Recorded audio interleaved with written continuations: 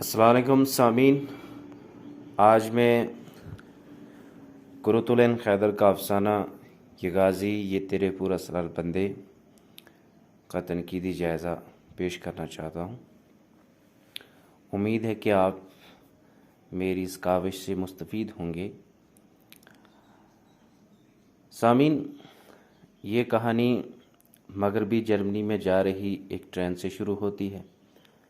Train میں 5 لوگ سفر کر رہے ہیں، جن میں ایک پروفیسر اور اس کی بیٹی، ایک کینیڈا کی لڑکی اور ایک ایرانی پروفیسر اور اس کا ساتھی ہے۔ شروع میں سب خاموش بیٹھے رہتے ہیں، پھر رفتہ رفتہ آپس میں بات چیت شروع ہو جاتی ہے۔ دوران گفتگو کینیڈین لڑکی ایرانی پروفیسر سے متاثر ہوتی ہے اور اسے پسند کرنے لگتی ہے۔ ٹرین کا سفر ختم ہونے کے بعد بھی وہ آپس میں ملتے رہتے ہیں اور ایک ایسے رشتے میں بندھ جاتے ہیں جسے کوئی نام نہیں دیا جا سکتا۔ تو چاروں طرف جنگ کا ماحول ہے۔ ایران میں تحریکیں زوروں پر ہیں کہ ایئرپورٹ پر دھماکہ ہوتا ہے۔ اس بم دھماکے میں ایرانی پروفیسر اور اس کا ساتھی مارے جاتے ہیں۔ تو اس حادثے کا کینیڈین لڑکی کے ذہن پر جو اثر پڑتا ہے وہی کہانی کا انجام ہوتا ہے۔ تو یہ مغربی جرمنی سے شروع ہوتا ہے ایک ٹرین جو مغربی جرمنی کی سرحد میں داخل ہو رہی ہے۔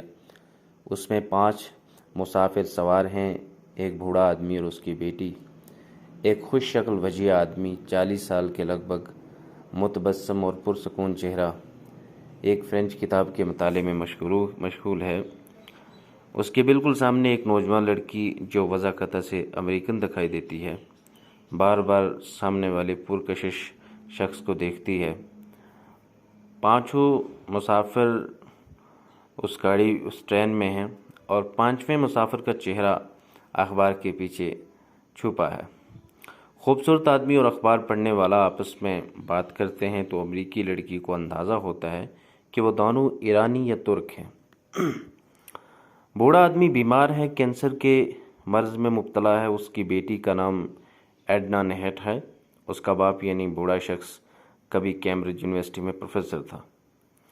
خوبصورت لڑکی جو بظاہر امریکی دکھائی دیتی تھی دراصل کینیڈا کی رہنے والی تھی۔ سفر کے دوران چاروں مسافر ایک دوسرے سے مخاطب ہوتے ہیں۔ کینیڈی لڑکی تمہارا ایڈنا سے کہتی ہے کہ میں جرمنی نہیں آنا چاہتی تھی، اس ملک سے میری خوفناک یادیں وابستہ ہیں۔ میری والدہ کے 2 ماموں، ایک خالہ اور ان کے بچے سب ختم ہو گئے۔ میری ممی جب کسی فیکٹری سے دھواں نکلتا دیکھتی ہیں تو منہ پھیر لیتی ہیں۔ تمہارا کہتی ہے میرے نانا روسی تھے، میرے والد کا اصل نام ڈیوڈ گرینبرگ تھا۔ کینیڈا جا کر تعصب سے بچنے کی خاطر نام بدل کر فیلڈنگ کر لیا، لیکن میں اپنے باپ کی طرح بزدل نہیں ہوں اور اپنا پورا نام لکھتی ہوں، یعنی تمہارا گرینبرگ فیلڈنگ۔ تمہارا مزید بتاتی ہے کہ جب میرے نانا کریمیا سے فرار ہوئے تو انقلاب کے وقت اپنے ساتھ صرف قرآن لے کر بھاگے تھے، کیونکہ وہ ایک مسلمان تھے۔ وجیہ اور خوبصورت شخص سے تعارف ہوا تو اس نے اپنا نام دکتور شریفانہ بتایا۔ اس کا تعلق تبریز یونیورسٹی کے شعبہ تاریخ سے تھا۔ جب اس نے اپنا کارڈ تمہارا کو دیا تو اس پر لکھا تھا NIQ، یعنی نصرت الدین امام کلی، جو غالباً اس کا اصل نام تھا۔ ایک قصبے کے اسٹیشن پر جب یہ دونوں اترتے تو دوسرے دن ان کی ملاقات ایک کیفے میں ہوتی ہے۔ بہت کم وقت میں تمہارا نے اس شخص کو پسند کر لیا۔ پھر ہفتے کی شام کو وہ اس کے پلیٹ فارم پر گئی اور اس کے فلیٹ پر گئی اور اس نے بتایا کہ اس کے نانا نے پیرس میں ایک خوبصورت لڑکی روزولین سے شادی کر لی تھی۔ دراصل تمہارا کے نانا ایک روسی شہزادے تھے۔ تمہارا اور ایرانی پروفیسر دونوں ایک ساتھ وقت گزارتے ہیں اور ایک دوسرے کو چاہنے لگتے ہیں۔ تمہارا اس سے شادی کے خواب دیکھنے لگتی ہے، لیکن وہ اسے بتاتا ہے کہ وہ پہلے ہی شادی شدہ ہے اور اس کے 5 بچے ہیں۔ بڑی لڑکی کی عمر 18 برس ہے اور اس کی منگنی ہو چکی ہے۔ اسی طرح ایک ہفتہ گزر گیا تو تمہارا کو ایسے لگا جیسے وہ اسے مغرب کی آزاد خیال آوارہ لڑکی سمجھ رہا ہے، لیکن تمہارا کو اس کی قطعاً کوئی پرواہ نہیں تھی، کیونکہ وہ ایرانی پروفیسر کو سچے دل سے چاہنے لگی تھی۔ تو تمہارا ایک دن اس سے پوچھتی ہے کہ تم کہیں جلا وطن ایرانی تو نہیں ہو؟ جواب میں وہ کہتا ہے کہ سیاست سے میرا کوئی تعلق نہیں، میں تو بس درس و تدریس سے تعلق رکھتا ہوں۔ پھر وہ تمہارا کو نصیحت کرتا ہے، دیکھو کسی خطرے میں نہ پڑ جانا، آج کل دنیا میں ہر طرف خطرہ ہی خطرہ ہے۔ تمہارا نے اس کی نوٹ بک پر ٹی کا صفحہ نکالا اور اپنا نام اور پتہ لکھ دیا اور بولی تم اپنے وطن واپس جا کر مجھے خط لکھنا۔ تو تب نصرت کیا کہتا ہے، میں غلط وعدے کبھی نہیں کرتا۔ دونوں چلنے لگے، تمہارا نصرت سے آگے چل رہی تھی۔ نصرت نے چپکے سے نوٹ بک اپنی جیب سے نکالی اور وہ صفحہ پرزے پرزے کر کے پھینک دیا جس پر تمہارا کا پتہ لکھا تھا۔ اگلے دن صبح 6 بجے تمہارا کی آنکھ کھلی تو تھوڑی دیر بعد فون کی گھنٹی بجی اور نصرت کسی سے فرینچ میں بات کرنے لگا۔ پھر دونوں جلدی جلدی تیار ہو کر باہر نکلے۔ آج نصرت کچھ زیادہ ہی جلدی میں تھا جس کا نوٹس تمہارا نے لیا۔ تب نصرت نے کہا کہ 9:30 بجے وائس چانسلر سے ملنے کا وقت طے ہو چکا ہے اور اسے ہر قیمت پر مقررہ وقت پر وہاں پہنچنا ہے۔ دونوں ٹیکسی کا انتظار کرنے لگے۔ نصرت تمہارا کو راستے میں اتار کر یونیورسٹی جانا چاہتا تھا۔ ٹیکسی تو نہ مل سکی لیکن اچانک ایک بس آتی دکھائی دی۔ نصرت نے آنکھیں چندیا کر بس کا نمبر پڑھا اور جلدی سے بولا یہ بس تمہارے ہاسٹل کی طرف نہیں جاتی، اس لیے تم دوسری بس میں چلی جانا۔ یہ کہہ کر اس نے بس رکوائی اور تمہارا کو حیران پریشان چھوڑ کر بس میں سوار ہو گیا۔ دوسری صبح اتوار تھی۔ وہ کافی دیر میں نیند سے بیدار ہوئی۔ اس نے اٹھ کر اخبار کا سنڈے ایڈیشن اٹھایا۔ اخبار کی شہ سرخی ایک خوفناک خبر کی اطلاع دے رہی تھی۔ وہ دکتور نصر الدین شریفان تاریخ کا پروفیسر نہیں تھا اور ایرانی بھی نہیں تھا۔ اخبار میں اس کا جو نام چھپا تھا وہ بھی اس کا اصلی نام نہ تھا۔ اس کے ساتھ جس دوسرے نوجوان کی تصویر تھی وہ اس نوجوان کی تھی جو راستے میں مسلسل اخبار پڑھتا جا رہا تھا۔ خبر میں بتایا گیا تھا کہ ایک شہر کے ایئرپورٹ پر ایک طیارے پر دستی بمبوں اور مشین گنوں سے حملہ کرتے ہوئے 3 آدمی مارے گئے۔ نصرت الدین نے حملہ کرنے کے بعد سب سے پہلے اپنے دستی بم سے خود کو خلا کر دیا۔ شام کو ٹیلی ویژن اسکرین پر اس کا کلوز اپ سامنے آ گیا۔ اس کا نصف چہرہ دستی بم سے اڑ چکا تھا۔ تمہارا کو یاد آیا کہ اس نے ایک بار نصرت سے کہا تھا کہ تم بہت اچھے اداکار ہو، کم از کم ٹی وی اسٹار تو بن ہی سکتے ہو۔ تب اس نے جواب دیا تھا کہ تم بہت جلد مجھے ٹی وی پر دیکھو گی۔ تو اس افسانے میں 2 مرکزی کردار ہیں، تمہارا اور دکتور شریفان نصر الدین امام کلی۔ اس میں ایک عالمی مسئلے کو موضوع بنایا گیا ہے۔ الجزائر اور فلسطین کی جدوجہد آزادی کو اس طرح موضوع سخن بنایا گیا ہے کہ ایئرپورٹ پر دستی بموں سے حملہ کرنے والے سے نفرت نہیں ہوتی، کیونکہ تمہارا اور نصرت دونوں بڑی عالمی طاقتوں کی بالادستی کو دکھ جھیلے ہوئے ہیں۔ اور پہلے ہم اس کچھ اقتباسات سے دیکھتے ہیں کہ نصر الدین امام کلی جو ایک نہایت پڑھا لکھا انسان ہے اور اسے محض دہشت گرد نہ سمجھا جائے۔ اس افسانے میں کچھ اس طرح سے لکھا ہوا کہ مغربی جرمنی جانے والی ٹرین میں تمہارا نصرت کو دلچسپی سے دیکھتی ہے۔ وہ دونوں ایک دوسرے کو دلچسپی سے دیکھتے رہے تھے۔ ایک جگہ پر 2 انسان ایک دوسرے کی طرف کھینچیں تو سمجھ لیجئے کہ اس انڈر کرنٹ کو حاضرین فوراً محسوس کر لیں گے، کیونکہ اولاد آدم کی باہم کشش کا عجب غفلہ ہے۔ تو تمہارا بوڑھے برطانوی پروفیسر کی بیٹی ایڈنا کو کیا بتاتی ہے؟ قرۃ العین حیدر اس افسانے میں ایسے لکھتے ہیں، کہتی ہیں کہ میرے نانا جب کریمیا سے بھاگے انقلاب کے وقت تو اپنے ساتھ صرف قرآن لے کر بھاگے تھے۔ وہ مسلم تھے اور میری نانی ممی کو بتاتی تھیں کہ وہ اکثر کہا کرتے تھے کہ قرآن میں لکھا ہے کہ دنیا بہت خوبصورت ہے، اس میں خوشی سے رہو اور دوسروں کو بھی خوش رہنے دو، اور شاید مسلم پروفٹ نے کہا تھا کہ اس سے بہتر دنیا نہیں ہو سکتی۔ دراصل نصرت شریفان بھی ضلع وطن ہے، اس کے ملک میں بھی غاصبانہ قبضہ ہے۔ تمہارا کے نانا مسلمان تھے اور روسی شہزادے تھے۔ ان کے متعلق بتاتے ہوئے نصرت سے کہتی ہے کہ نانا بیچارے کا 3 سال بعد ہی انتقال ہو گیا۔ دراصل شاید ضلع وطنی کا عالم انہیں کھا گیا۔ تو اس اب شریفان کے چہرے پر سے ایک اور سایہ گزرا جسے تمہارا نے نہیں دیکھا۔ میری ممی ان کی اکلوتی اولاد تھی۔ دوسری جنگ عظیم کے زمانے میں ممی نے ایک پولش ریفیوجی سے شادی کر لی۔ وہ دونوں آزاد فرانسیسی فوج میں اکٹھے لڑے تھے۔ جنگ کے بعد وہ فرانس سے ہجرت کر کے امریکہ آ گئے۔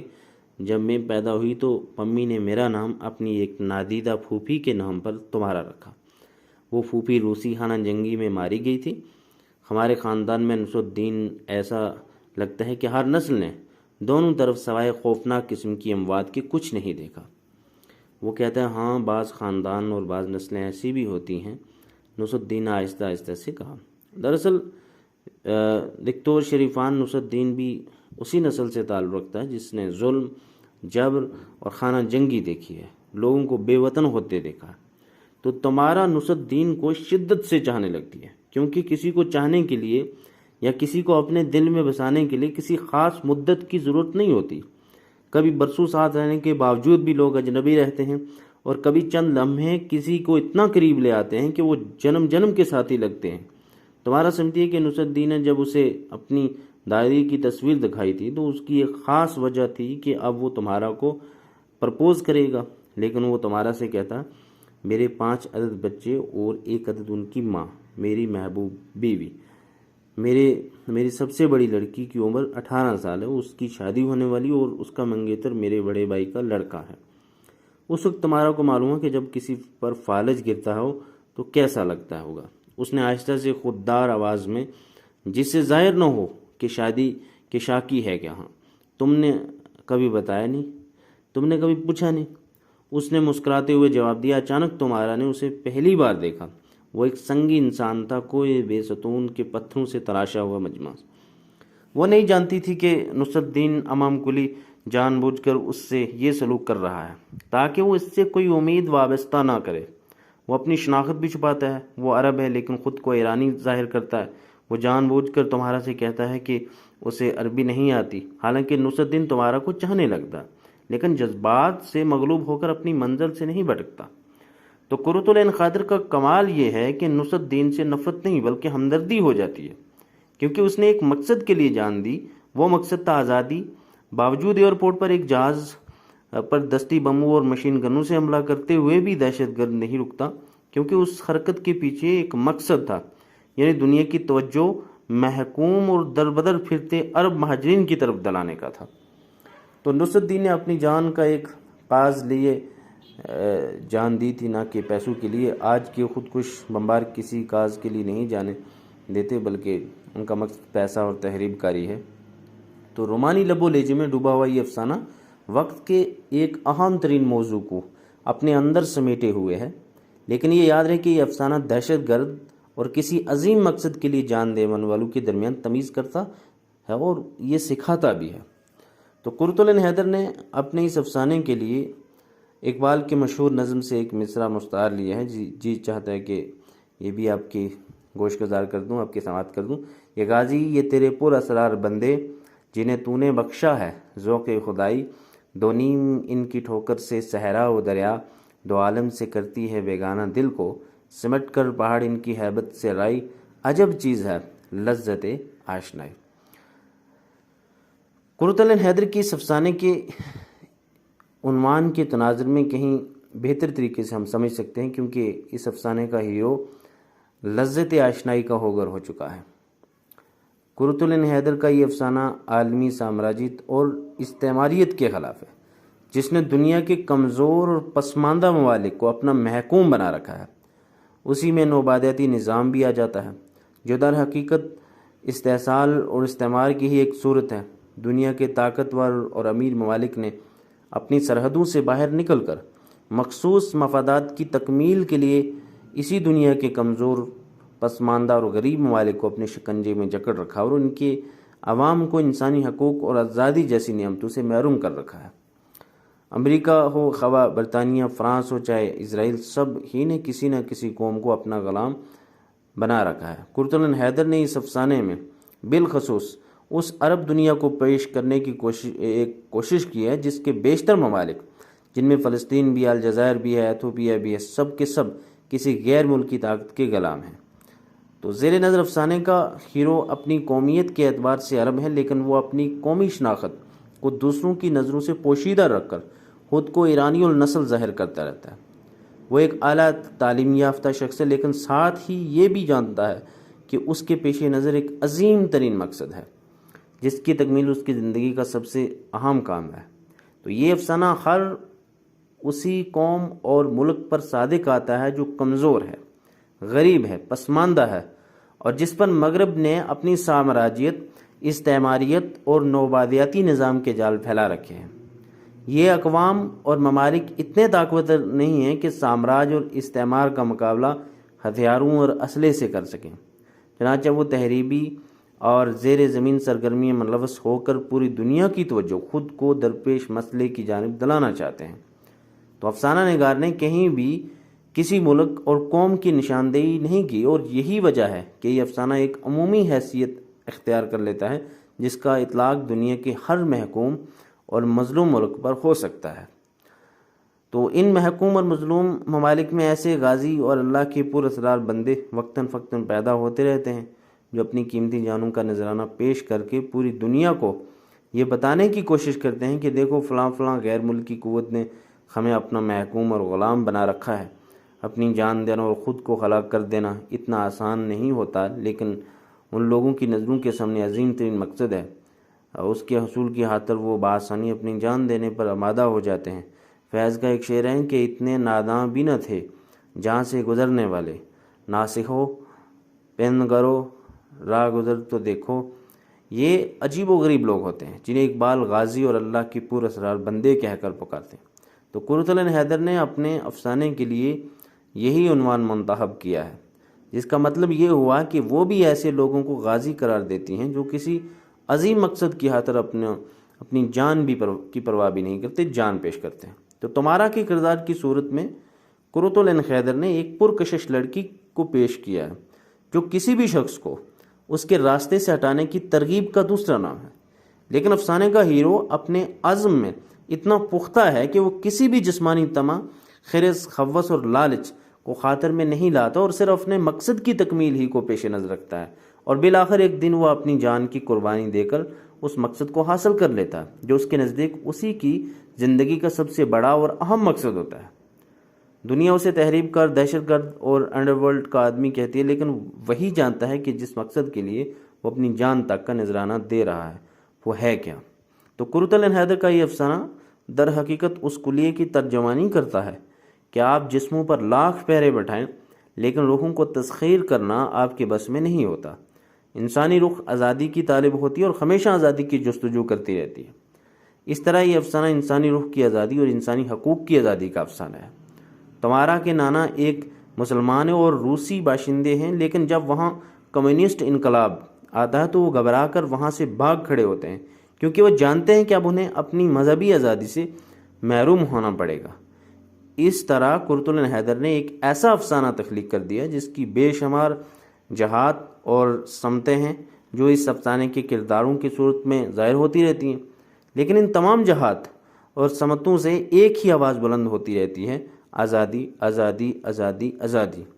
جس طرح پرندے آزادی کے ساتھ پرواز کرتے ہیں لیکن دانہ و دام انہیں آزادی سے محروم بھی کر دیتا ہے، یہی قصہ انسان کے ساتھ بھی ہوتا ہے۔ آزادی سے بڑھ کر دنیا میں کوئی اور نعمت نہیں ہوتی۔ تو یہ افسانہ کسی خاص زمانے کا نہیں بلکہ ہر زمانے کا ہے۔ افسانے کے اختتام پر تمارا کی حالت بہت دیگرگوں ہو جاتی ہے، اسے عجیب و غریب آوازیں آنے لگتی ہیں۔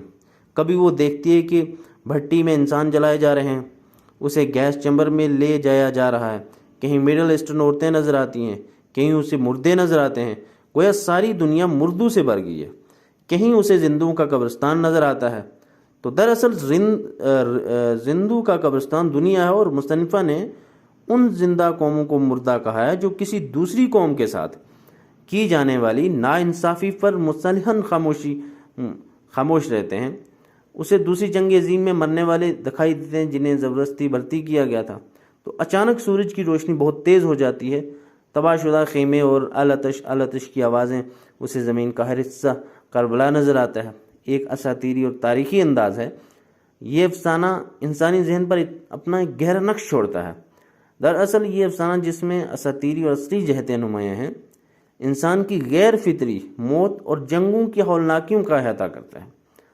جلا وطنی دراصل ایک عالمگیر مسئلہ ہے، لیکن کرۃ العین حیدر کے ہاں یہ خصوصی مسئلہ ہے۔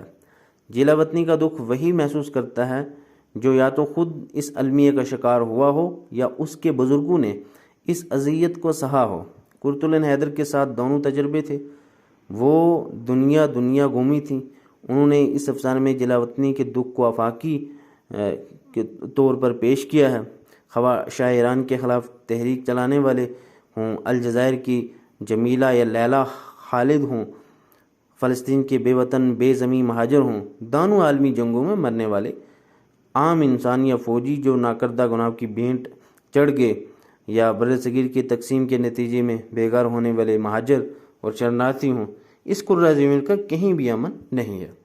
تو یہ افسانہ اپنے اندر بہت سی پرتیں اور جہتیں رکھتا ہے، لیکن بنیادی مسئلہ وہی بے وطنی ہے جس سے آج امریکہ اور یورپ میں رہنے والے ہمارے ہندوستانی بھی برصغیر ہند و پاک کے لوگ گزر رہے ہیں۔